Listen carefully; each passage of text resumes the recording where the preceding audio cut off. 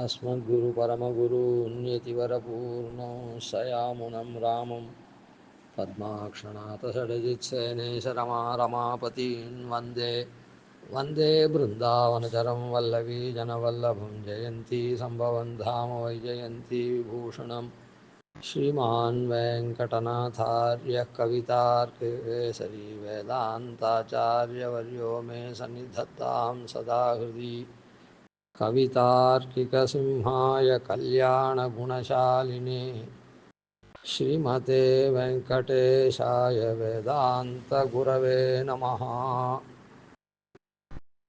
இது கிரந்தங்கள் நாம் சேவிக்கச்சு முடிவில் சேவிக்கிற தனியனா நமக்கு அருளப்பட்டிருக்குது. ஸ்ரீமான் வெங்கடநாதார்யகான்றது ஆரம்பத்தில் சேவிக்க வேண்டிய தனியனாகவும் இருக்கா போல் இது முடிவில் இருக்குது. ஸ்ரீமான் வெங்கடநாதார்ய தனியனில் முதல்ல ஸ்வரூப நிரூபக தர்மத்தை சொல்லக்கூடியதான விஷயத்தை அதில் சாதிச்சிருக்கார் ஸ்ரீமான் வெங்கடநாதார்யகான்னு. அதுக்கப்புறம் மேலே நிரூபித்த ஸ்வரூப விசேஷணங்கள்லாம் நமக்கு நிரூபித ஸ்வரூப விசேஷணமான குணங்கள் தான் நமக்கு உபகாரம் பண்ணும். ஸ்வரூப நிரூபக தர்மமாக இருக்கிற குணங்கள் உபகாரம் பண்ணாதா அப்படின்னு அர்த்தம் இல்லை. ஆனால் நிரூபித்த ஸ்வரூப விசேஷணமாக இருக்கிற குணங்கள் தான் நமக்கு நேரடியாக உபகாரம் பண்ணுறது தெரியும். ஒரு வஸ்து இல்லவே இல்லைன்னா அதுக்கப்புறம் அது எப்படி உபகாரம் பண்ணும்? அதனால் உபகாரம் பண்ணக்கூடிய வஸ்து ஒன்று இருக்குதுன்னா அந்த வஸ்துவை முதல்ல தெரிஞ்சுக்கிறதுக்கு உண்டான குணம்தான் ஸ்வரூப நிரூபக தர்மம். அப்போது அந்த ஸ்வரூப நிரூபக தர்மத்தில் உபகாராதிசயம் குணம் இருக்கும். ஆனால் நமக்கு அவ்வளோ தூரம் அதில் பிரகாசிக்காது. நிரூபித்த ஸ்வரூப விசேஷணத்தில் தான் நமக்கு அந்த பொருள் எவ்வளோ பயன்படுறது அப்படின்றது ஸ்பஷ்டமாக நல்லா தெரியும். சரி, இப்போ இந்த முதல்ல சொல்லக்கூடிய தனியனில் முதல்ல பாதம் என்ன சொல்கிறது அப்படின்னா ஸ்வரூப நிரூபக தர்மத்தை சொல்கிறது அப்படின்னு சொன்னோம். பெருமாளுக்கு உதாரணத்தில் சொல்லச்சே சத்தியத்துவ, ஞானத்துவ, அனந்தத்துவ, ஆனந்தத்துவ, அமலத்துவங்கள், சத்தியம், ஞானம், ஆனந்தம், அனந்தம், ஆனந்தம், அமலம் அப்படின்ற 5 குணங்கள் உடைய வஸ்து தான் பிரம்மம். பிரம்மம்னா கடைசியில் நாராயணன் எம்பெருமான், ஸ்ரீமன் நாராயணன் எம்பெருமான் அப்படின்னு. இப்போது அதே மாதிரி சுவாமி தேசிகன் எப்படிப்பட்டவர் அப்படின்னு சொன்னால், எம்பெருமானே பின்னும் வென்றி புகழ் திருவேங்கடநாதன் என்னும் குருவாய் நின்று அப்படின்னு சொல்லிருக்கிறதுனால சுவாமி தேசிகன் எம்பெருமானுடைய அவதாரமே சாக்ஷாத். அதை ராமகிருஷ்ணாதி அவதாரம் போலையும் சொல்லலாம், இல்லை பரசுராமாதிகள் வியாசாதிகளினுடைய அனுப்பிரவேச அவதாரங்கள் போலையும் சொல்லலாம், இல்லை சாட்சாத்தே சொல்லலாம். ஆனால் எம்பெருமானுடைய அவதாரம் அப்படின்றத இந்த தனியன் காண்பிக்கிறது. எப்படின்னா, எம்பெருமானை தவிர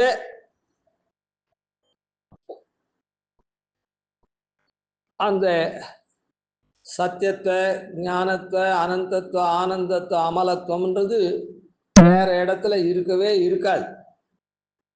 எப்படின்னா, எந்த பொருளாகட்டும் அந்த பொருளை அறிந்து தரக்கூடிய அசாதாரணமான தர்மம் இன்னொரு பொருளில் நிச்சயமாக இருக்கவே இருக்காது.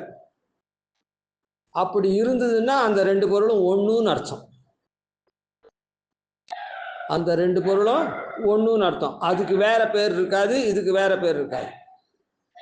மனுஷன் இருந்தால் மனுஷனுக்கு ஒரு தர்மம், அந்த மனுஷனுக்கு இருக்கக்கூடிய மனுஷன்னா அதில் மனுஷின்னா பெண்பாலாக போகிறது, ஆண்பாலாக இருக்கிறதுக்கு புருஷ மனுஷன்னு சொல்கிறோம்.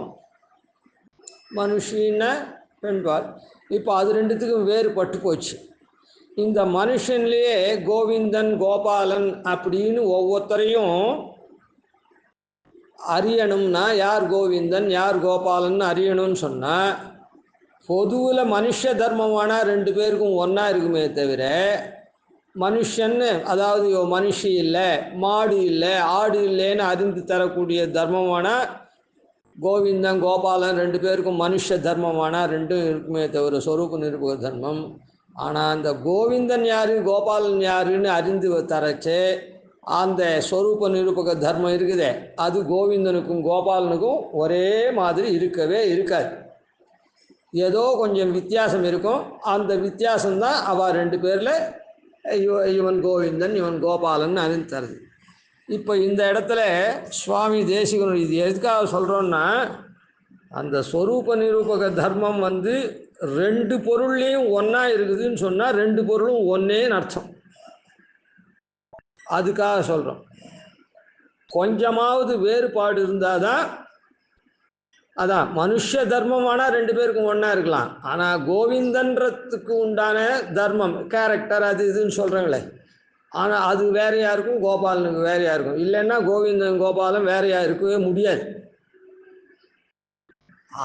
அதனால் இந்த இடத்துல ஸ்ரீமான் வெங்கடநாதாரியா அப்படின்ற அந்த தனியனுடைய பாதமாகப்பட்டது சுவாமி தேசிகனுடைய ஸ்வரூப நிரூபக தர்மத்தை சொல்லக்கூடியது, அவரை நாம் அறிந்து தரக்கூடியது. அது எம்பெருமானுக்கு உண்டான இந்த சத்திய ஞான அனந்த ஆனந்த அமலம் அப்படின்னு இருக்க அது அப்படியே கொண்டிருக்குது. அதனால் எம்பெருமான் திருவேங்கடமுடையான் வேற இவர் வேற இல்லை, ரெண்டு பேரும் ஒன்று அப்படின்னு தெரியுது. அதான் அது எப்படி அப்படின்னு சொன்னால் ஸ்ரீமான் அப்படின்னு சொல்கிறதுனால சத்தியத்துவத்தை காண்பிக்கிறது. சத்தியத்துவம் உடையவர் அப்படின்றது தெரியுது. எப்படின்னா ஐஸ்வர்யம் எது அசேஷ பும்சி எதிதம் சௌந்தர்ய லாவண்யோஹோ ரூபம் யச்சஹி மங்களம் கிமபி எல்லோகே சத் இத்யுச்சதே அப்படின்னு சொல்கிறது. அன்றைக்கே தான் சொல்லியாச்சேன்னு அன்றைக்கே சொன்ன விஷயந்தான். ஆனால் இது வேறு கோணத்தில் ஒரே சர்க்கரை தான். நான் சர்க்கரையை எப்பப்போ எடுத்து போட்டோம்னா ஒவ்வொரு பக்ஷணத்துக்கும் சர்க்கரை வேணுமா இருக்குது பக்ஷத்துக்கும் அந்த சர்க்கரையை போடுறோம். ஆன மாதிரி இந்த இடத்துல அதே பிரமாணம்தான், அதே இதுதான். லோகத்தில் எது சத்து அப்படின்னு சொல்லப்படுறதோ அது மொத்தம் ஸ்ரீ அப்படின்னு சொல்லப்படுறது, இல்லை ஸ்ரீமத்து அப்படின்னு சொல்லப்படுறது அப்படின்னு சொல்லப்பட்டிருக்கு. அதனால் லோகத்தில் ஐஸ்வர்யம் எது அசேஷ பும்சி, ஐஸ்வர்யம்னா எல்லான்னு அர்த்தம். அதான் அது எப்படின்னா எல்லா பொருள்கள்லையும் சொல்லியாச்சு. அது எது சௌந்தர்யம் லாவண்யம் ரூபம் என்ன உண்டோ அதெல்லாம் அப்படின்னு சொல்லியாச்சு. அப்போது எது சத்தான பொருளாக இருக்குதோ ஏதோ ஒரு குணாதிசயத்தை கொண்டு அது ஸ்ரீமத்னு சொல்கிறதுனால இந்த ஸ்ரீமான் அப்படின்ற பதமாகப்பட்டது சத்தா இருக்கிற பொருளை காண்பிக்கிறது. அதனால் சத்தியத்துவம் அப்படின்றது இதில் இருக்குது. அதாவது சுவாமி தேசிகனிடத்தில் அந்த சத்தியத்துவம்ன்ற குணம் இருக்கிறது. அதுக்கு அடுத்தது ஸ்ரீமான். அதுதான் ஸ்ரீமான்றது. இப்போ திருவேங்கடமுடையான ஆழ்வார் சொல்லச்சே என்ன சொல்கிறார் அப்படின்னா திருவேங்கடமுடையான் எப்படிப்பட்டவர்னா இதே தான். அகலகில்லேன் நிறையுமென் அலர்மேல் மங்கையுரை மார்பா நிகரில் புகழாய் உலகமுன்னுடையாய் என்னை ஆழ்வானே நிகரில் அமரர் முனிக்கணங்கள் விரும்பும் திருவேங்கடத்தானே அப்படின்னு சாய்க்கிறார். அதனால் முதல்ல என்ன சாய்க்கிறார்? அகலக்கில்லேன் நிறையுமென்னு அலர்மேல் மங்கை உரமார்பான்னு திருவேங்கடமுடையான் சொல்கிறார். இங்கே ஸ்ரீமான் அப்படின்ற பதம் இருக்குது. ஸ்ரீ எப்பவும் விட்டு பிரியாதவா இருக்கா அந்த ஸ்ரீ அப்படின்னு இருக்குது. அது மது நித்திய யோகத்தை சொல்கிறது. அகலக்கில்லேன், இறையும் விட்டு பிரிய சக்தி இல்லாத பிராட்டி உன் வலமாறுல உறைஞ்சிருக்கா, அப்படிப்பட்ட திருமார்வனே அப்படின்னு சொல்கிறது. அதனால் இந்த ஸ்ரீமான்ற பதம் சத்தியத்தை காண்பிக்கிறது. அதுதான் அங்கே ஆழ்வார் சொன்னா பாரு, அகலகில்லேன் நிறையம் என்னாலுமே அந்த பெருமாளுக்கு உண்டான குணம், அந்த ஸ்வரூப நிரூபக தர்மம் ஒன்று இவருக்கு அப்படியே இருக்குது அப்படின்னு ஆயிடுச்சு. இதுக்கு மேலே அடுத்த குணத்துக்கு போவோம். ஞானம். ஞானம்னா நிகரில் புகழாய். இந்த இடத்துல ஸ்ரீமான் வெங்கடநாதாரியா அப்படின்னு. வேம்னா பாபம், பாபம்னா என்ன பாபம் அதனால் தோஷம். அதான் அந்த மாதிரி பாபம்ன்றது என்ன, தோஷமானது. சரி, இப்போ வேம்னா என்னது, பாபம், சரி, தோஷமானது. வெங்கடநாதாரியா அப்படின்னு இருக்க. நிகரில் புகழாய். ரெண்டாவது என்ன சொல்கிறார், அகலகில்லேன் நிறைமன்னு சொன்னா விட்டு நிகரில் புகழாய்ன்னு சொல்கிறார்.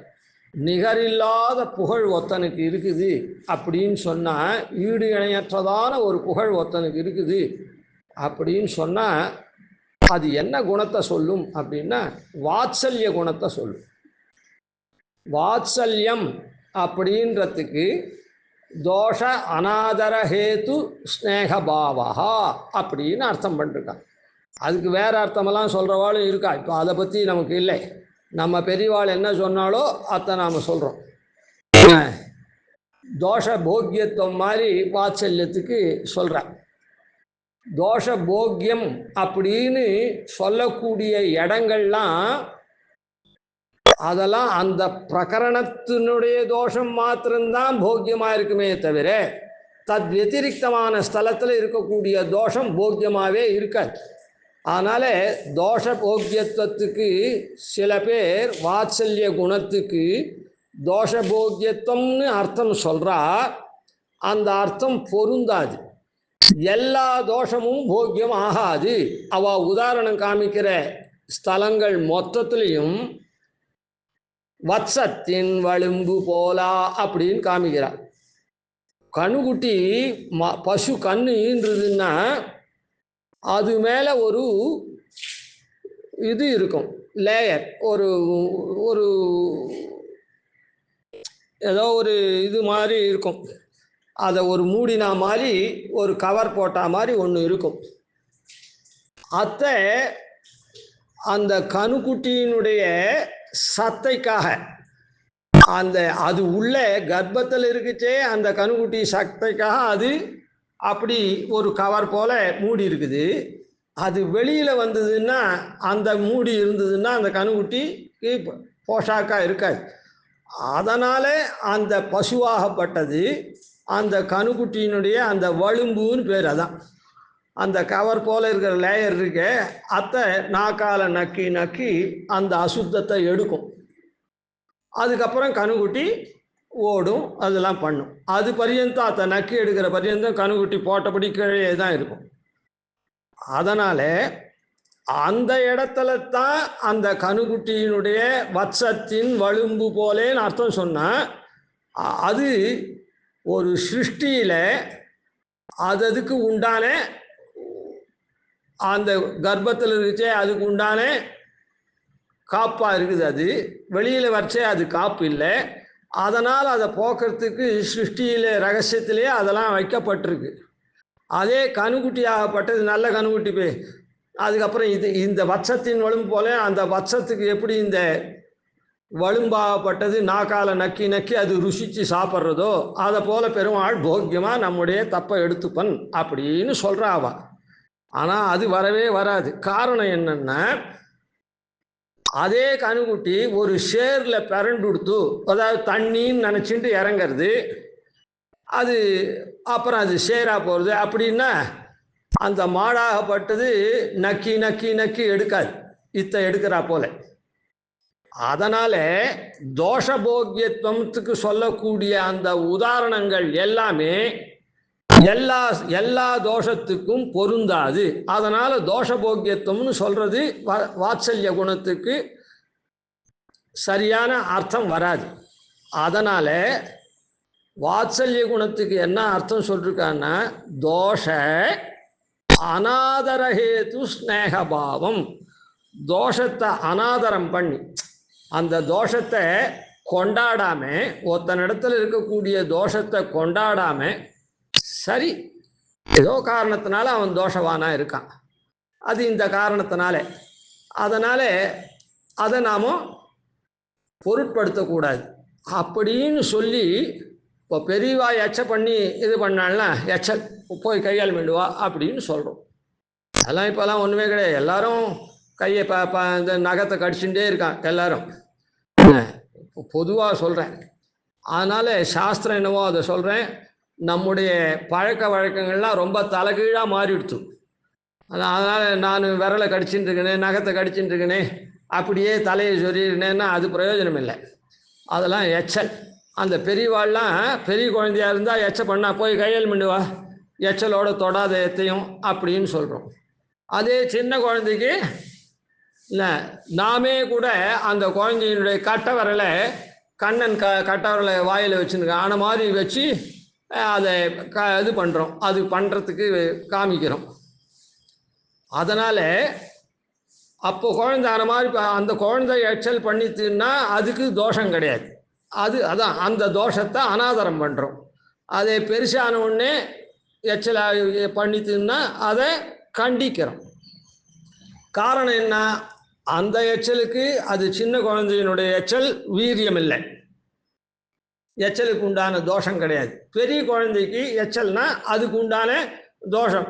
அதாவது தோஷம்னா என்னதுன்னா, அந்த குழந்தையினுடைய சின்ன குழந்தையினுடைய அந்த நீர் ஏதோ நீர் தானே, அது இந்த உமிழ் நீர் மாதிரி இருக்கக்கூடிய நீர் தானே, அதுக்கு வீரியம் கிடையாது. அதே இந்த பையனுக்கு உண்டான பெரிய பையனுக்கு உண்டான உமிழ் நீரில் வீரியம் இருக்குது. அதனால் அதுக்கு உண்டான தோஷங்கள்லாம், அதாவது பாக்டீரியா அது இதுன்னு சொல்கிறோமே, அதெல்லாம் மற்றவாளுக்கு பரவும். ஆனால் அந்த சின்ன குழந்தைக்கு அதெல்லாம் கிடையாது, அந்த பாக்டீரியாவினுடைய தோஷங்கள்லாம் அதுக்கு கிடையாது. அதனால் அதை நாம் அனாதரம் பண்ணுறோம். அதுபோல தோஷ அநாதரஹேது ஸ்நேகபாவா, தோஷத்தை அநாதரம் பண்ணி ஸ்நேகத்தை கொள்கிறான். இந்த தோஷத்தை அநாதரம், இன்னும் ஒரு விஷயத்தை இதில் சொல்லிடுறேன். தோஷத்தை அநாதரம் பண்ணி ஸ்நேகம் கொள்ளணும்னு சொன்னால் அது தோஷம் இல்லாத வஸ்துவானத்தினால தான் அதை அநாதரம் பண்ண முடியும். பொதுவாக அதை தோஷம்னு சொல்லக்கூடியதாக இருக்கும். ஆபாத்ததா மேலெழுந்த வாரியா ஒரு தோஷம்னு சொல்கிறோம். அதை ஆராய்ஞ்சி பார்த்தா அது தோஷம் இல்லை அப்படின்னு. அப்போது அந்த தோஷ அநாதரஹேது ஸ்நேகபாவத்துக்கு ரொம்ப ஞானம் இருக்கணும். இது தோஷமா இல்லையா அப்படின்னு தெரியறதுக்கு ரொம்ப ஞானம் வேண்டும். தோஷம் எதனால் ஏற்படுறது? பாபத்தினால ஏற்பட்டது. அதனால் அதை அநாதரம் பண்ணி ஸ்நேகபாவமாக இருக்கணும். அப்படின்னா நிகரில் புகழாயின்றதுக்கு அர்த்தம் வாத்சல்யம். அந்த வாத்சல்யத்துக்கு தோஷ அநாதரஹேது ஸ்நேகபாவம். அப்படி ஸ்நேகபாவம் கொள்ளணும்னு சொன்னால் நல்ல ஞானம் இருக்கணும். அந்த ஞானம் இல்லைன்னு சொன்னால் அந்த தோஷ அநாதரஹேது ஸ்நேகபாவமான வாத்சல்யம் வரவே வராது. அதனால் ஸ்ரீமான் வெங்கடன்ற இடத்துல ஒருத்தன் தோஷம் பாபம் இருக்குதே, அந்த பாபத்தை களையணும்னா முதல்ல அந்த தோஷத்தினுடைய தன்மையை தெரிஞ்சுக்கணும். அந்த தன்மையை தெரியறதுக்கு வாத்சல்ய குணங்கள்லாம் இருக்கணும். அதனால் வெங்கடநாதாரியகான்றத்துல வேம்னு பாப்பம் இருக்குதே, பாப்பமான தோஷம், அதை அநாதரம் பண்ணி ஸ்நேகபாவமாக அதை ஆராயறதுக்கெல்லாம், அதை போக்கடிக்கிறதுக்கு முன்ன ஆராயணமும் இல்லை. அதனால் இந்த சப்தமாகப்பட்டது ஸ்ரீமானுக்கு அப்புறம் இருக்கக்கூடிய வெங்கடநாதாரியகான்ற இடத்துல வேம்ன்ற சப்தம் இருக்குதே, அது நிகரில் புகழாய் அப்படின்னு ஆழ்வார் சாதிச்சார எம்பெருமானுக்கு ஆன மாதிரியான வாத்சல்ய குணத்தை சொல்லி ஞானத்துவத்தை சொல்றது. அதனால ரெண்டாவது குணம் சத்தியம் ஞானம் அப்படின்னு இருக்க, அந்த ரெண்டாவது குணத்தையும் உடையவர், சொரூப நிரூப தர்மமாக இருக்கக்கூடிய சத்தியத்தையும் உடையவர், ஞானத்தையும் உடையவர் அப்படின்றது தெரியுது. மேலே பார்க்கும். கவிதார்க்கிக சிம்ஹாய கல்யாண குணசாலினே ஸ்ரீமதே வெங்கடேஷாய வேதாந்த குரவே நமः. ஆதிவன்ஷடகோபாதீன் யதிவர்யான் பஜே நிஷம் ஸ்ரீரங்கபூர்வஷடஜித்யதீசானபதாஸ்ரயம் ஸ்ரீவத்சவம் சதிலகம் வந்தே ஸ்ரீகிருஷ்ணதேசிகம்.